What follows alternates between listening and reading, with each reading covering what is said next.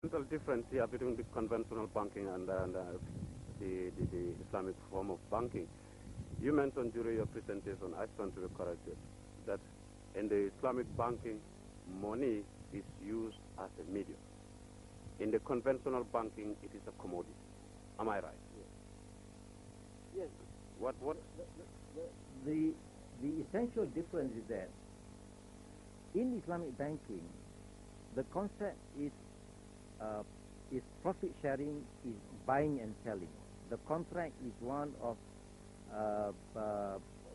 we transact into a business transaction that is by reference to a value, either house or the business value, and we make profit. We go into it together, and we make profit out of it, and we share the profit on whatever agreed principle.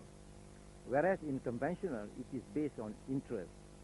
So it is money that we are talking about here. I give you my money, whatever amount it is, 100,000. So that interest is the cost of the loan or the money. Yes, that interest is. Then in Islamic banking, that money have cost.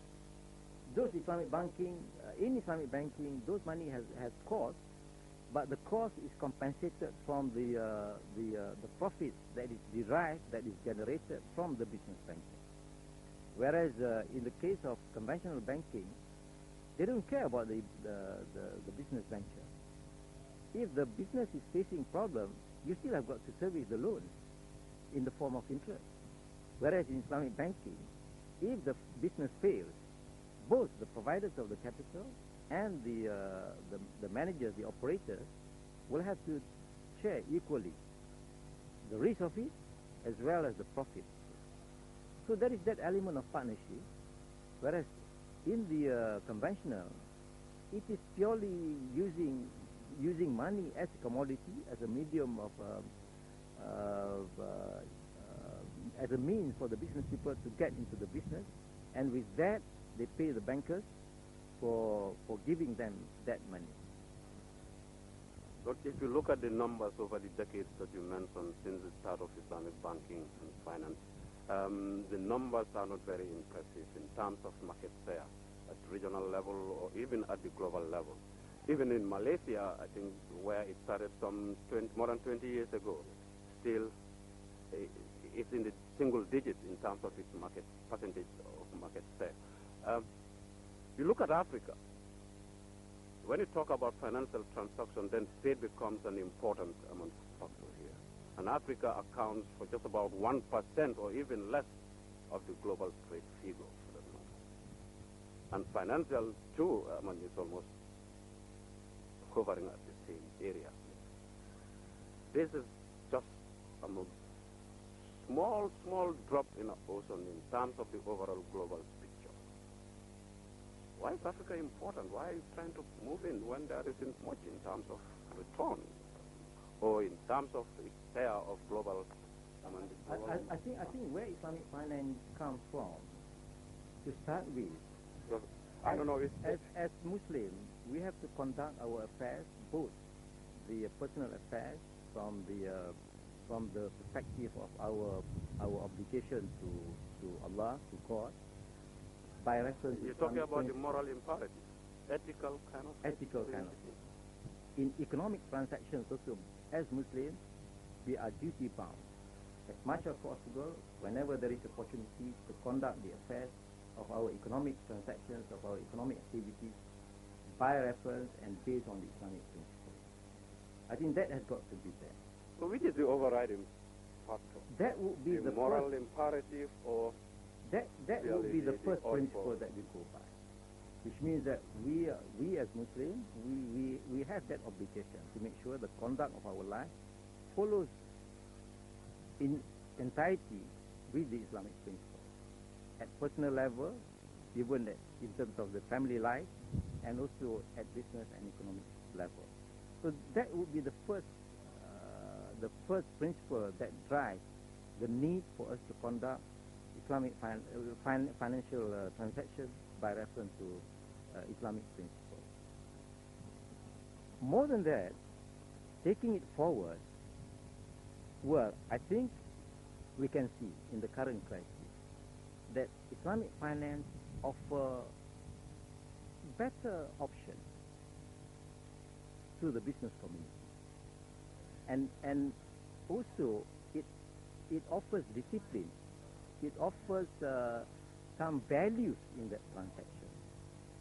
Whereas in conventional, in the so-called free market, what is the value? The value is greed. Nothing more than that. Greed to make super profit, greed to make super money. Now, those greeds will be at the expense of some of the other people around you. I think we are living in a world that will have to be in harmony between one another, even with nature. So Islam, or ethical financing, or ethical concept, moral values, offers that perspective of that dimension in this transaction. There is that gap within the conventional system where Islamic finance or ethical financing comes in to address that gap, so that we conduct our life in a much better manner, more in harmony between one another, between one country another, between one nation another, and also with the nature. This is what we believe as Muslims. Let me ask this question. Then what is the relationship between conventional banking and conventional financial industry and the Islamic financial industry? Well, because fundamentally they operate from diametrically opposed positions in terms of their values and beliefs and tenets. Is it mutually enforcing or complementary? You're right. I don't. Or is it adversary? Of course. If you ask me, would the entire world operate on Islamic system? I would say yes. But can that happen? Will that take place? The chances are maybe not.